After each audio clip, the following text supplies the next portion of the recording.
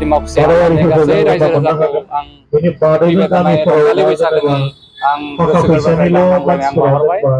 देग्लाय दिमाकुसि मिरु रंजालि बैसागोनि खुंथाय आफादा देग्लायबो गाजा गोमजायै जोङो 33थि रंजालि खुंथायखौ जोङो खुंनो लाहार फाहार खालामदों, आखायाव लादों। दिनै जों मावखुलि बेखेवजेनदों।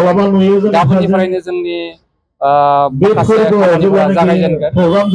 जेरै जोङो मा प्रग्राम लानाय जागोन बेनि सायाव जों सावरायनानै गाबोननिफ्रायनो खामानि मावगोन। जेरै जाथाय ओनसोलनि फोथार जाथाय, कम्पिटिसननि खोथा जाबाय, मा बिथिङाव जों बादायनायाव जों माखासे प्राइज मानि होयो, सनानि जिन्जिर होयो, बेफोरनि सायाव जों गाबोन रायज्लायफिननाय जागोन। आरो जोंनो जोबथा खालि जिहेथु जा मोनसे बिखान्थि आखर्षण थायो, जोङो मोजां रोजाबगिरि लिंनाय जायो, बिनि सायाव जोङो गाबोन सबनेफोराव जोङो सावरायनानै जों आवगायगोन।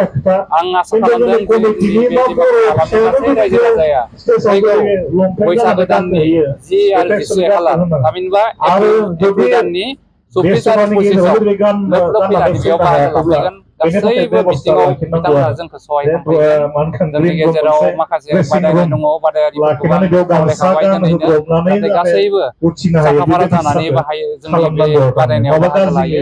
नोंथांमोना मिथिखायो जोंनियाव माखासे बादायनाय थायो आरो बे बादायनायाव जोंहा मोजां मोजां प्राइज थायो। जेरै जोङो रांनिनो प्राइज होनाय जायो, मोजां मोजां एमाउन्ट जों होनाय जायो, जाहाथे नोंथांमोना बे प्राइजखौ मोननायनि थाखाय नाजागोन होननानै आं आसा फारिबाय। आरो लोब लोब बाहागो लानानै जोंनि खुंथाय रंजालि खुंथाय आफादखौ देग्लाय जाफुंसार होनानै आं मिजिंथिबाय। आरो लोगोसे आङो नोंथांमोननिसो गासैनिबो आंनि गोसो गोरबोनिफ्राय फैबाय थानाय रंजालि बैसागोनि गाहाम हामलायनायखौ बावहरबाय।